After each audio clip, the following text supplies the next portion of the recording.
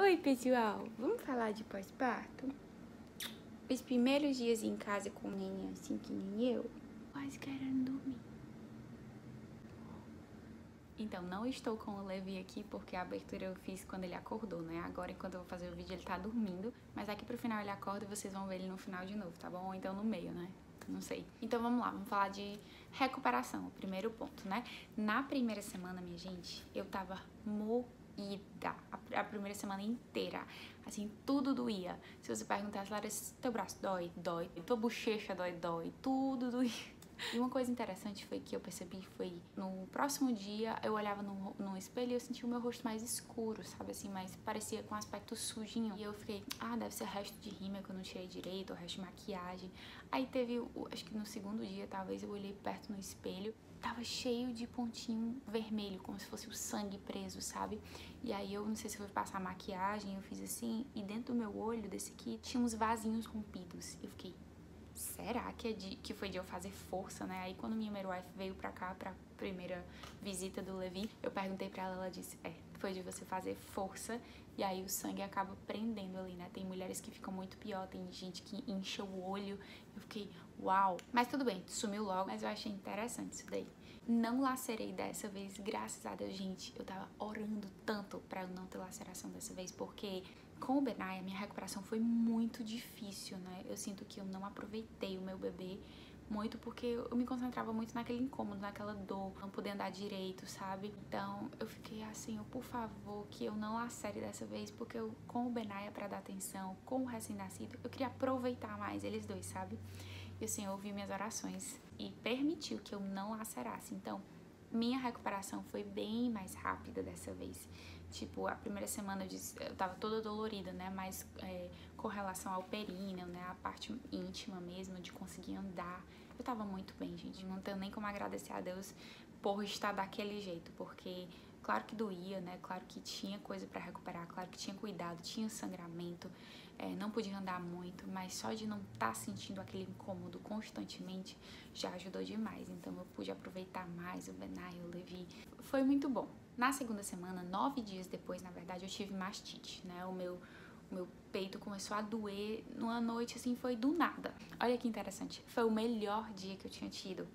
Eu tinha conseguido ajeitar uma coisa aqui, outra aqui na casa, as crianças estavam fazendo tão bem. No final do dia eu estava banhada, esperando alguém trazer uma janta pra gente. Quando a minha amiga saiu daqui, eu comecei essa dor. Eu ia assim pras costas, sabe? Parecia que tava furando as minhas costas. Eu disse, que coisa estranha. E eu sentia dolorido assim, mas eu fiquei, já já ele vai mamar e vai passar.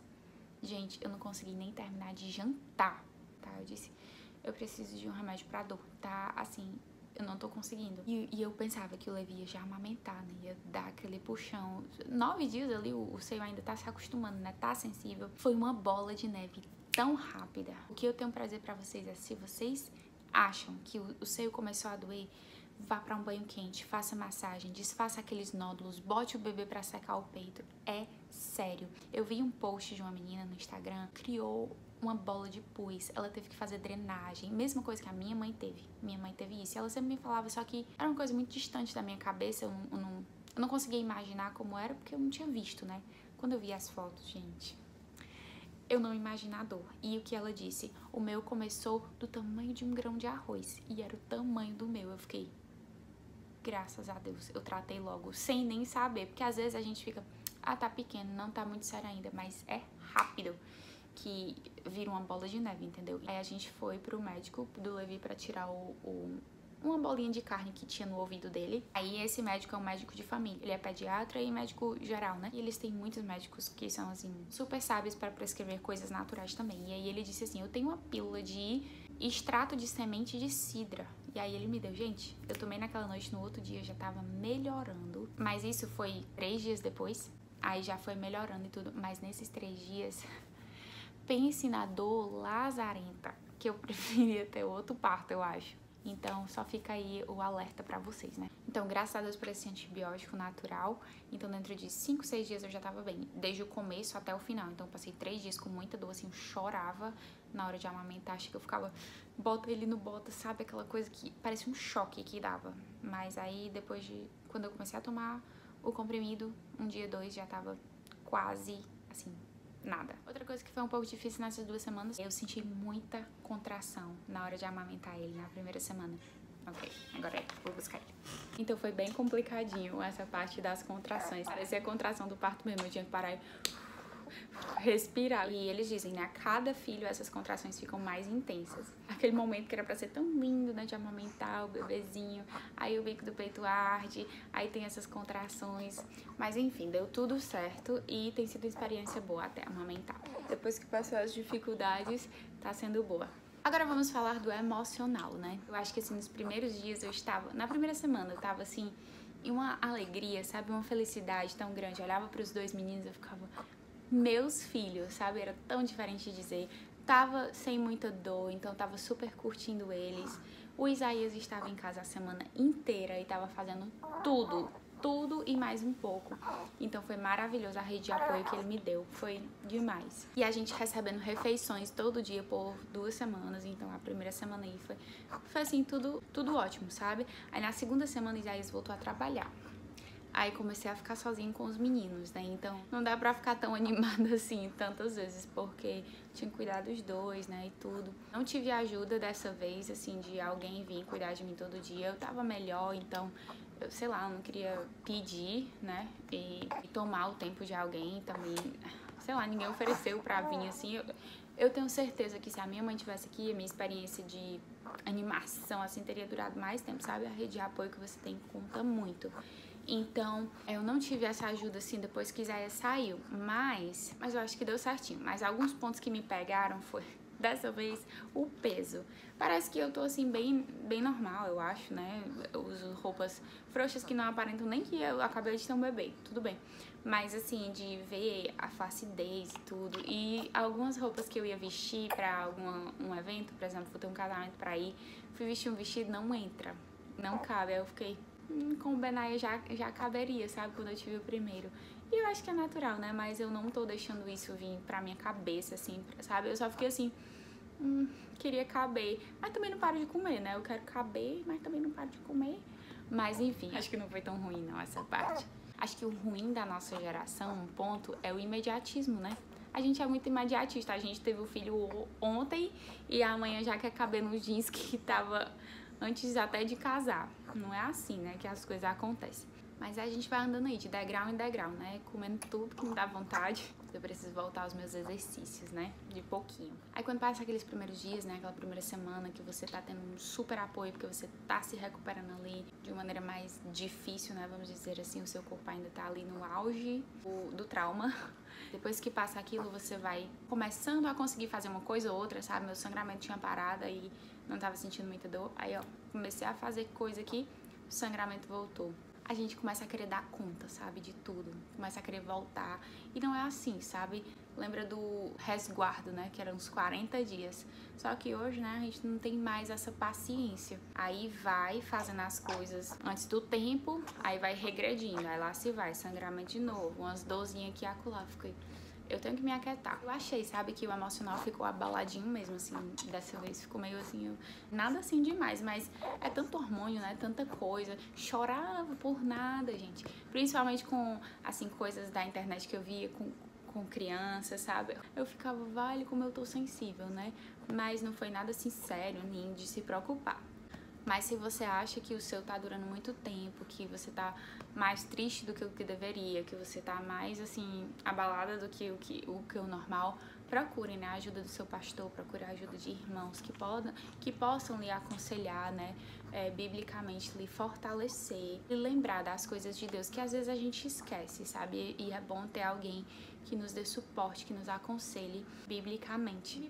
O que me pegou um pouquinho dessa vez, assim, foi a questão da atenção, né? Eu acho que toda mãe de segunda viagem passa por isso, de querer dar atenção para o segundo filho, de não estar dando o tanto de atenção para o bebê que deu para o primeiro filho.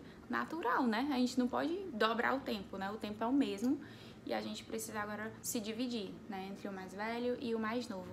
Mas eu me pegava muito, eu não tô dando atenção pro Benaia. E eu acho que, assim, ninguém é insubstituível, sabe? Embora o Isaías estava super dando atenção pra ele quando eu tava prestando cuidado do Levi, eu acho que ele precisava de mim, sabe? Ele precisava da minha atenção, não só da de outras pessoas, né? Queria ter esse tempo com o Levi que eu tive com o Benaia, e eu queria dar atenção pro Benaia, não ao mesmo tempo, mas sim a qualidade da atenção que eu tava dando pra ele. Mas é isso, sobrevivemos e graças a Deus, depois de 6 semanas, gente, parece tudo tão bem, tudo tá se encaixando mais, sabe? E agora eu vou falar sobre rotina. Eu nunca fui uma pessoa de, assim, super fazer rotina, sabe? Eu tinha afazeres que eu precisava fazer no dia, mas quanto à questão de horários, eu sou bem ruinzinha. Com o Benaia, grávida, eu tinha atividades que eu, tipo, um checkzinho, né? Como eu tô lendo muito sobre o sono do bebê, e eu acho que eu tenho feito bem, eu li que tem que ter um horário pra começar o dia. Então, entre 6h30 e 7 horas, a gente já tá começando o dia. Então, eu coloquei a primeira mamada pra 7 da manhã. E aí, a gente tem feito assim. Continuo não tendo horário para algumas coisas, né? Continuo tendo a listinha de check, preciso fazer devocional com as crianças, precisamos almoçar, precisamos fazer tal coisa, né? Uma atividade com o Benai e tudo. Mas eu tenho hora fixa pra acordar, pra ir pra cama, assim, não 7h30, sabe? 7 horas. Mas entre 7 e 7h30, né? Ali tem uma variaçãozinha, porque também ninguém é robô. O resto dos afazeres a gente vai vendo como o dia tá indo, né? E aí vai tentando riscar da lista. Tudo tranquilinho, um passo de cada vez, sem muita neura. Tem dias que não dá pra fazer atividade com o Benaia, tem dias que a gente não fez escola, tem dias que a gente não almoçou junto, que a gente almoçou 3 horas da tarde. A montanha russa que é o pós-parto, né? E tá tudo certo. Privação de sono, super natural. As primeiras semanas do bebê, a gente vai se conhecendo, eles estão conhecendo esse mundo novo, estão tentando se ajustar também ao ambiente fora do útero. É delicado. Privação de sono existe, mas, gente, essa experiência que eu tô tendo com o Levi de estudar mais sobre o sono, de ler mais, de tentar pegar pontos importantes da rotina do bebê, tem feito uma diferença boa. Ele tá com 6 semanas e ele tem dormido 5 horas por noite, 5 horas e meia. Faz 2 dias que ele dorme 7. Vou tampar os ouvidos dele pra poder, né, ele não fazer diferente hoje à noite. Sobre o Benaia, questão de ciúme, nessas coisas, eu não acho que tem, assim, um ciúme. Eu já, talvez, vi ele fazendo...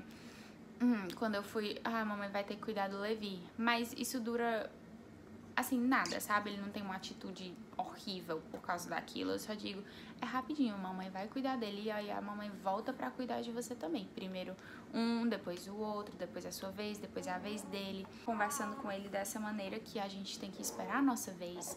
E eu já conversava muito com o Benaia, já ensinava muito sobre esperar a vez, né? Cada coisa tem o seu tempo. Então, acho que isso foi mais fácil de ir entrando na cabecinha dele, sabe? Então, ele faz muito bem. Ama o irmão, vive cheirando, quer segurar.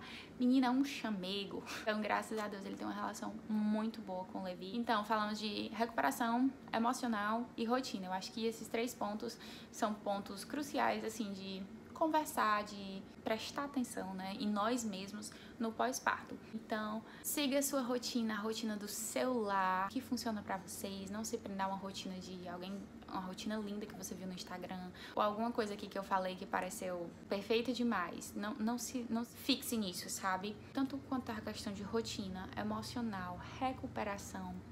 Take your time, é o que eles dizem assim, né? Tipo, leve o tempo que for preciso pra você fazer isso. É difícil, sabe? Quando alguém fala pra você que tá passando pelo puerpério, dizer assim, passa rápido. Parece uma piada de mau gosto, mas passa, gente, passa rápido, né? Eu tive a experiência com o primeiro, eu fico tentando lembrar como era com o Benaia, sabe? Já passou, ele mal cabe nos meus braços agora.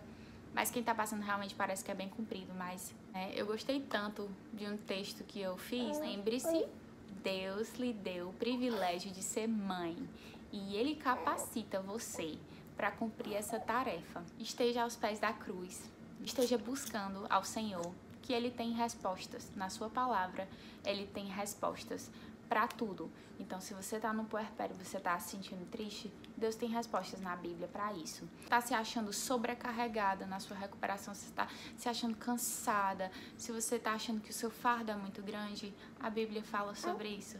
Lance sobre Ele toda a sua ansiedade e Ele cuida de você. Então, lembrem disso, gente. O puerpério pode ser difícil, sim. É um momento muito delicado de aprendizado, tanto seu quanto do seu bebê. A neblina vai passar, os dias chuvosos passam, o sol reaparece. Então, é isso. Eu espero que eu tenha falado alguma coisa que eu não tenha desencorajado vocês, mas sim, assim, contado experiências, quem não for mãe ainda, do que pode acontecer, e aí já ir se preparando, né, ou de que quem for mãe, uau, eu passei por isso também, eu passei de uma maneira pior do que você, eu passei de uma maneira melhor do que você, acho que a gente pode trocar ideia, né, aí, papaizinho, vamos tirar esse pacote? Vamos tirar esse pacote que você já tá todo acordado, Olha como eu tô grandão, pessoal, ai. Mamãe, para de conversa. Para de conversa, mamãe. Depois do